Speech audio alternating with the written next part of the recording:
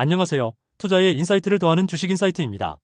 오늘 영상에서는 최근 한 달 동안 놀라운 주가 상승을 보여준 두산에 대해 이야기해보려고 합니다. 먼저 두산의 주가 흐름부터 짚어볼게요. 5월 중순까지만 해도 두산 주가는 40만원 안팎 수준이었습니다. 그런데 불과 몇 주 사이에 가파르게 올라서 5월 말에는 47만 4천원까지 치솟으며 연중 최고가를 경신했죠. 상승세는 6월 초까지도 이어졌습니다. 6월 들어서는 주가가 50만원을 훌쩍 넘었고 6월 초순에는 장중한 때 60만원에 육박하는 모습까지 보였습니다. 약 한 달 사이 주가가 50% 가까이 오른 셈인데요. 6월 중순 현재는 최고점 대비 약간 조정을 거쳐 50만원대 중반에서 거래되고 있지만 여전히 한 달 전과 비교하면 크게 높은 수준으로 강세 흐름을 유지하고 있습니다. 정말 무서운 상승세였죠. 도대체 무엇 때문에 이렇게 짧은 기간에 두산 주가가 급등한 걸까요? 여러 가지 요인이 복합적으로 작용했습니다. 하나씩 풀어서 설명드리겠습니다. 첫째, 기업 실적과 성장성에 대한 기대감입니다. 두산은 최근 핵심 사업에서 뛰어난 실적을 보여주며 투자자들의 신뢰를 얻었는데요. 특히 지주사 자체 사업인 전자비지 부문의 활약이 두드러집니다.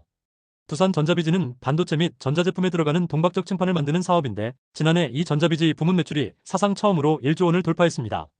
작년 두산 전체 매출 중 70% 이상을 전자비지가 차지했을 정도로 핵심인데요. 이 전자비지가 올해도 기록적인 호실적을 낼 것으로 전망되고 있습니다. 왜냐하면 두산이 엔비디아에 AI 반도체용 첨단 CCL을 공급하면서 큰 성장 모멘텀을 얻었기 때문입니다. 두산은 작년 4분기부터 엔비디아의 최신 AI 가속기 칩에 들어가는 CCL을 독점 공급하고 있는데 이는 매우 높은 기술력이 요구되는 분야죠. 엔비디아와의 공급 계약 덕분에 올해 상반기 전자비지 매출은 반년 만에 8천억 원 수준에 이를 거라는 전망까지 나옵니다. 이렇게 전자비지 사업이 대박을 내고 있다는 소식에 투자자들이 열광했고 두산 주가를 끌어올린 가장 큰 힘이 되었습니다.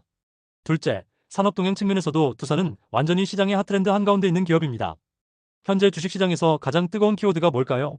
바로 AI, 반도체, 로봇, 그리고 원전일 겁니다. 두산은 놀랍게도 이 모든 분야와 연관되어 있습니다. 방금 말씀드린 대로 AI 붐으로 반도체 수요가 폭발하면서 두산의 전자소재 사업이 직접적인 수혜를 받고 있고요. 로봇 산업도 짚어볼까요? 두산은 두산로보틱스라는 협동로봇 전문 자회사를 가지고 있습니다. 이 두산로보틱스는 지난해 말 국내 증시 최대어로 꼽히며 상장했고 상장 첫날 공모가 대비 주가가 2배 이상 뛸 정도로 시장에 관심을 받은 바 있습니다.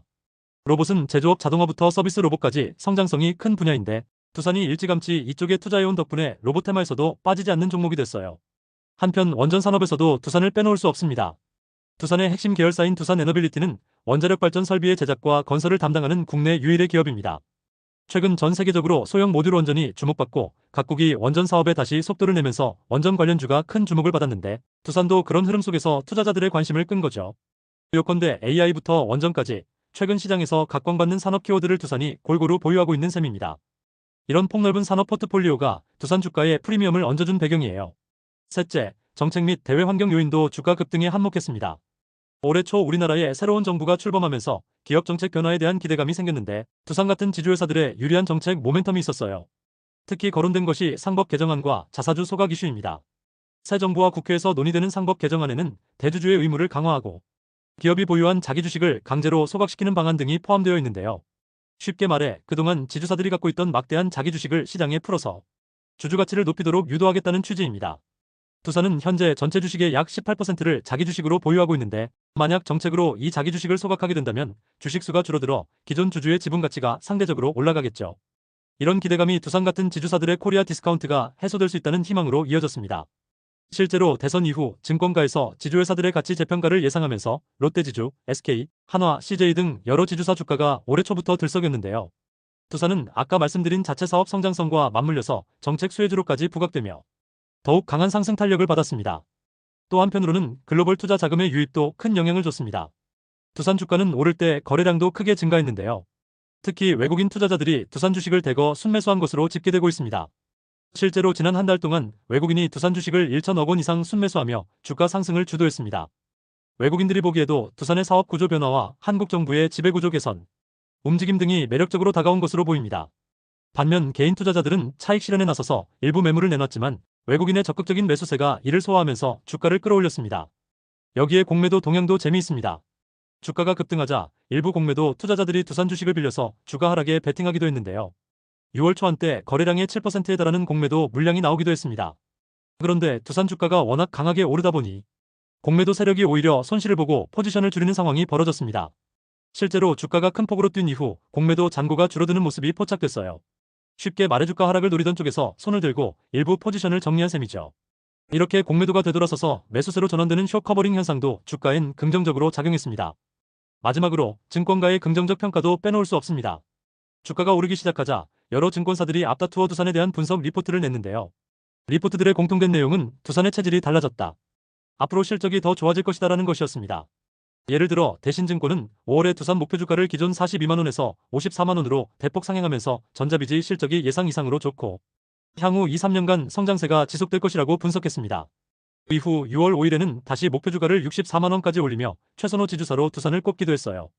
메리츠증권도 5월 말 리포트에서 목표가를 50만원에서 59만원으로 상향했고 DS투자증권 등 여러 곳에서 잇따라 두산의 재평가가 정당화된다는 투자 의견을 내놨습니다. 증권사들이 이렇게 장밋빛 전망을 쏟아내니 투자 심리가 더 달아오를 수밖에 없었겠죠. 이런 긍정적 분위기가 주가 상승에 기름을 부은 측면도 있습니다.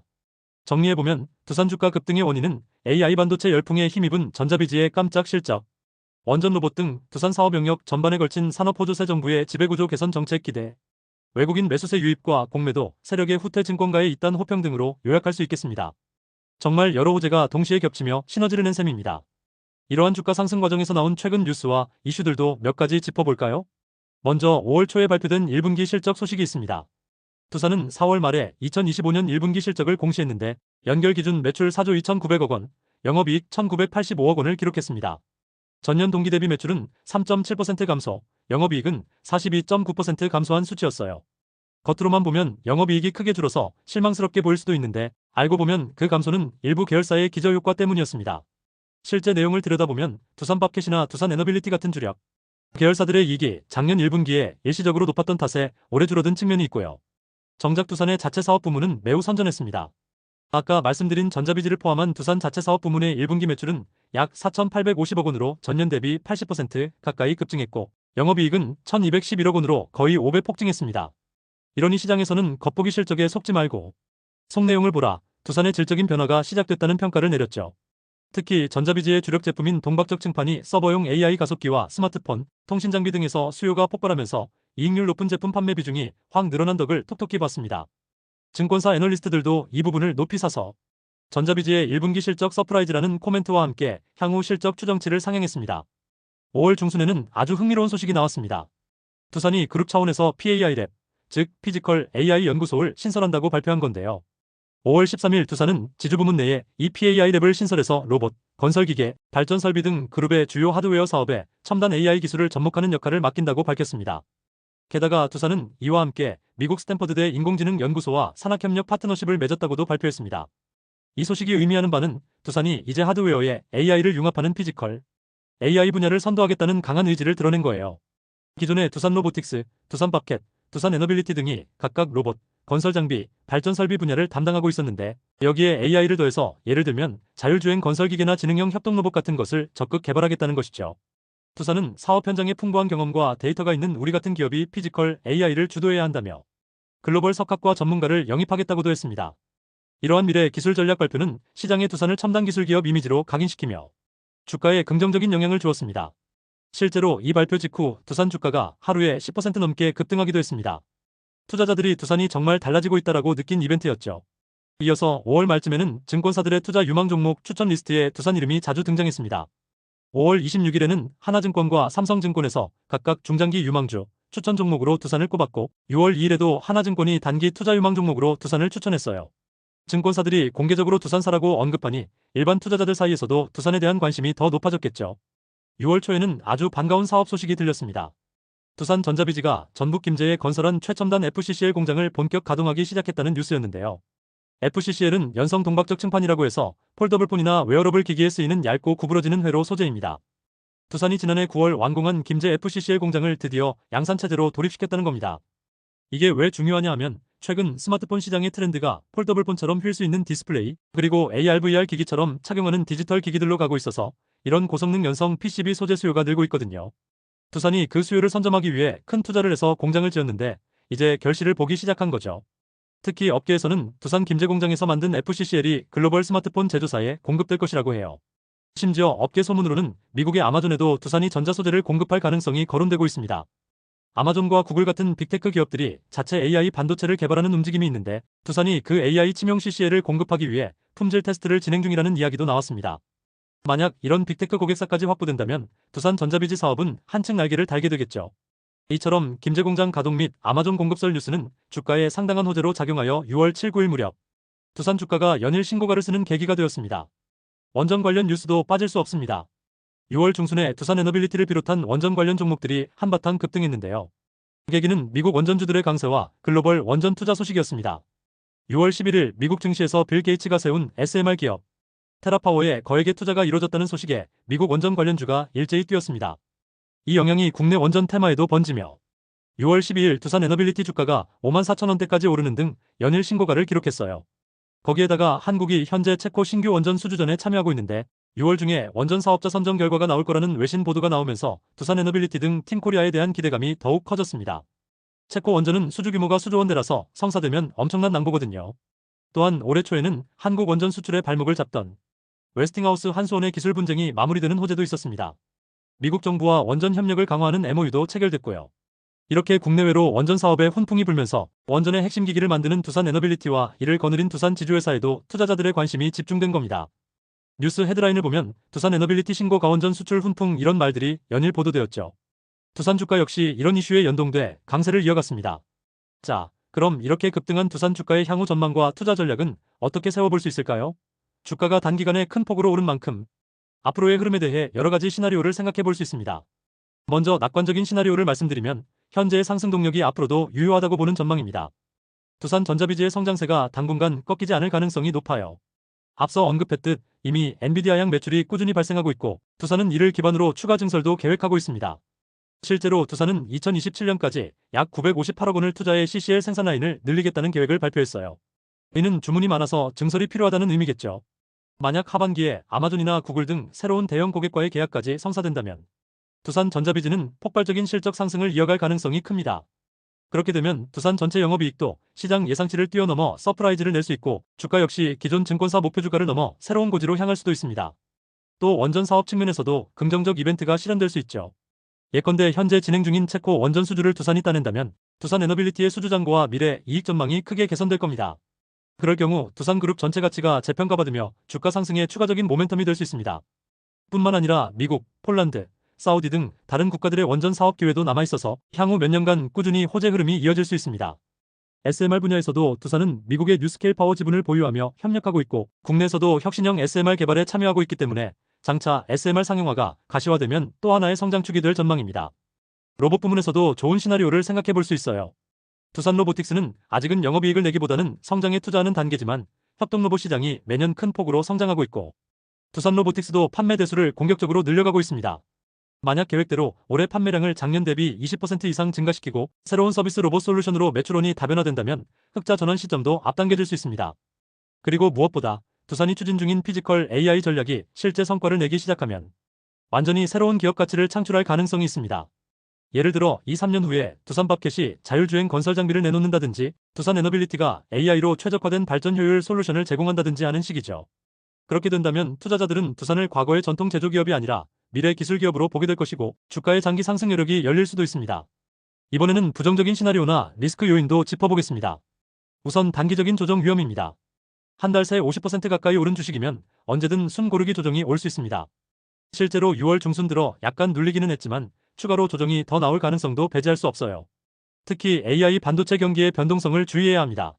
지금은 엔비디아 호황이니 관련 부품을 만드는 두산이 수혜를 입고 있지만 이 분야는 기술 변화도 빠르고 사이클을 탈 수 있습니다. 만약 향후 1, 2년 내에 AI 반도체 수요가 예상보다 둔화된다거나 경쟁업체가 생긴다면 두산전자비즈 성장세도 일시 조정을 받을 수 있습니다. 그런 경우 주가에 이미 반영된 높은 기대치가 일부 빠질 수 있겠죠. 원전 사업도 리스크가 있습니다. 해외 원전 수주라는 게 국가 간 정치, 외교 영향도 받고 변수가 많아요. 체코 원전만 해도 경쟁국인 프랑스 업체가 있고 결과를 장담할 수 없습니다. 혹시 기대와 다른 결과가 나온다면 두산 주가에 붙어있던 원전 프리미엄이 축소될 수 있습니다. 그리고 원전 산업은 장기 프로젝트라 실적에 반영되기까지 시간도 걸리니 단기 재료 소멸로 주가가 쉬어갈 수도 있겠죠. 또 하나 밸류에이션 부담을 언급하지 않을 수 없네요. 워낙 주가가 빠르게 오른 탓에 현재 두산의 주가 수준은 전통적인 지표로 보면 꽤 높은 편입니다. 현재 시장에서 추정하는 올해 두산의 영업이익이 1조 2천억 원 정도인데 시가총액은 거의 6조 원에 육박하니 PER 기준으로 30배 이상 수준이고요. PBR도 7배를 넘습니다.